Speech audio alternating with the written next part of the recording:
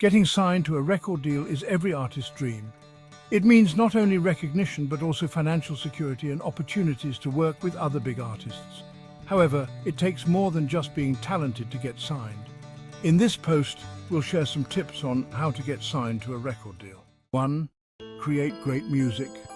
The first and foremost step is to create great music. Your music should be original, unique, and high quality. Ensure that the production, mix, and mastering are all done well. You should also have a compelling story or message that resonates with your target audience. 2. Build a fan base. You should have a substantial fan base before approaching any record label. This shows that there is already demand for your music and that people will buy your albums, merchandise, and concert tickets. To build a fan base, you can play gigs, release music online, or collaborate with other artists. 3. Networking is essential in the music industry. Attend music conferences, events, and festivals, and connect with artists, producers, and record label executives. This will help you to get your music heard by industry professionals and make you more visible. Research record labels.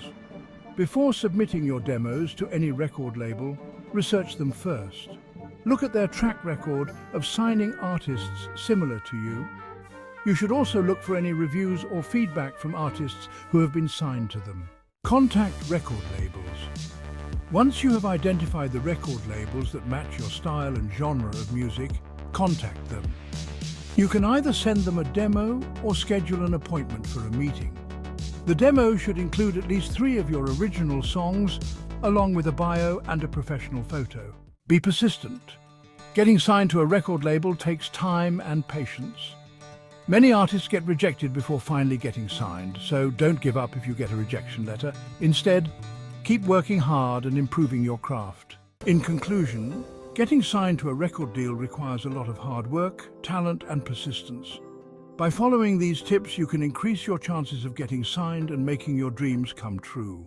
What is the difference between a distribution deal and a record deal? Are you a musician who is looking to enter into an agreement with a label or distributor? Or are you simply curious about the differences between a distribution deal and a record deal? Either way, it is important to understand the key distinctions between these 2 types of agreements. A distribution deal is an agreement between a musician and a distributor in which the distributor agrees to help the musician get their music into the hands of consumers. Distribution deals do not typically involve record labels, although the distributor may have some affiliation with 1 or more labels. In a distribution deal, the musician typically retains ownership of their master recordings and has greater control over the marketing and promotion of their music. A record deal, on the other hand, is a much broader agreement that typically involves a record label. In addition to distributing the artist's music, the label may also provide funding for recording and marketing efforts, as well as assistance with booking tours and other promotional activities. In exchange for these services, the label typically takes a larger percentage of the artist's revenue and may also own the master recordings. One of the biggest advantages of a distribution deal is that the musician typically retains more control over their music and the direction of their career. However, without the resources and support from a record label, it can be difficult to achieve widespread success in the highly competitive music industry. A record deal may offer more resources and broader exposure opportunities, but it also means giving up some control over your music and potentially signing away your master recordings. In conclusion, distribution deals and record deals both have their own advantages and disadvantages. The key is to be informed and to carefully consider your options before making a decision. With the right agreement in place, musicians can reach a wider audience and achieve the success they deserve. Do record labels pay publishers? Well, the artists and record labels receive a share of the streaming royalties, neighboring royalties, digital performance royalties, and sync fees. At the same time, the publisher and songwriters receive the performance royalties, mechanical royalties, and sync fees, with the pros and distributors also taking their cut. How do you get paid from a record label? Labels typically make money on songs master recordings one of 3 ways: through music sales, downloads, and streaming of an artist. Brand partnerships, where record labels have been around for decades, and for a long time being signed to one meant that an artist made it in the music industry. But what does a label actually do? How do they make a profit? And how are they evolving? Well, let's dive into that. When you think about a record label now, it's really important to focus on the fact that they have massive marketing and publicity muscle.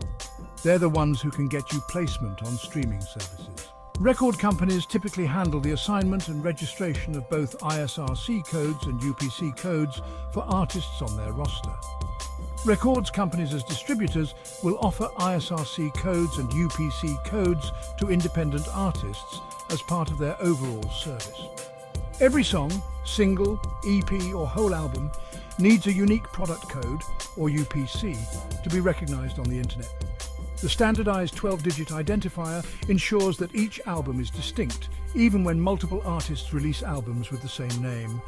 An ISRC is a 12-digit code assigned to a unique recording of a specific song. This digital fingerprint represents a recording's distinct identity and allows the tracking of key details such as sales, streams, radio station plays, and the composition's authors, performers, label, and UPC, Universal Product Code. A single in music is a standalone song that is typically released as a promotional tool for an album or artist. It is one of the most important formats for music release and serves as a way for musicians to generate buzz and gauge audience interest before releasing a full-length album.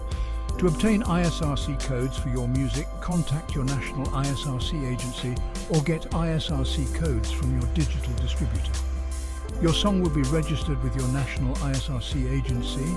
You have to pay an annual fee to become their member as a records company to generate ISRCs whenever you release each song needed.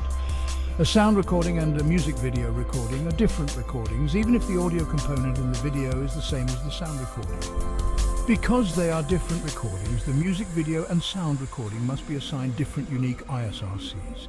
ISRCs are assigned by owners of recordings. You need to be a member of the IFPI or a National Music Industry Trade Association in order to apply for a registrant code and assign ISRCs to your recordings. ISRCs are assigned once and remain the same for the lifetime of the recording. ISRC, UPC, EAN and barcode are used in the music industry. They help identify each song release and tracks. To get an ISRC, independent artists, musicians, bands, singers and duos only need to pay a fee of $95 per song that is released forever with the recording company. On sound recording assets, you'll now see a sound recording share asset created for each unique ISRC International Standard Recording Code delivered to YouTube. Optionally, the same ISRC can also be represented on more than one of song sound recording shares if delivered with a distinct custom ID.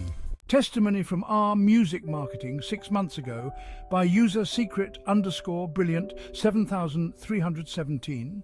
DistroKid fake stream scam alert.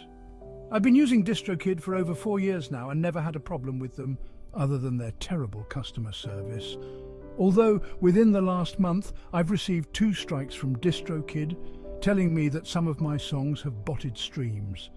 The first strike was on the 24th of November and the second on the 30th of December.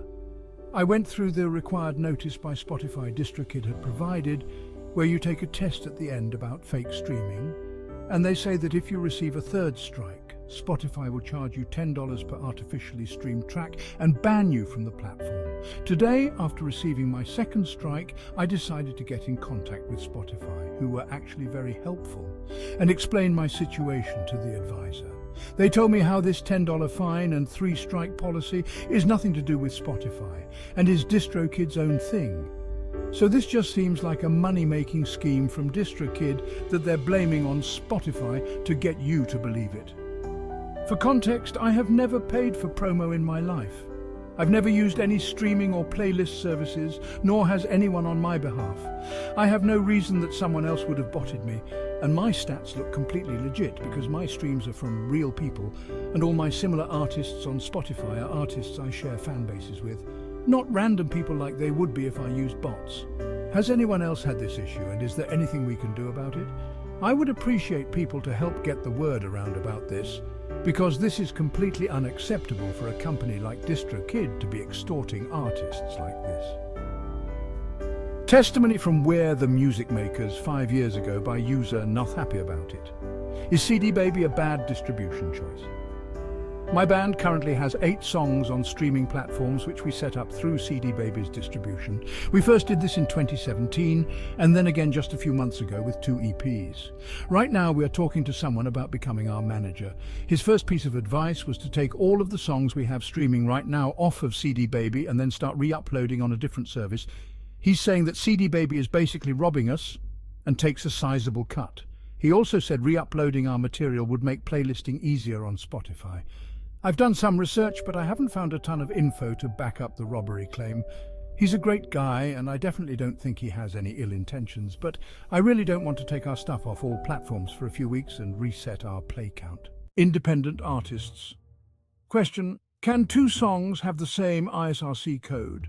Each distinct recording should be assigned its own unique ISRC. An ISRC can be assigned. Question: can I create my own ISRC code? ISRCs can be assigned by individual artists, by record companies or parties known as ISRC managers under an agreement.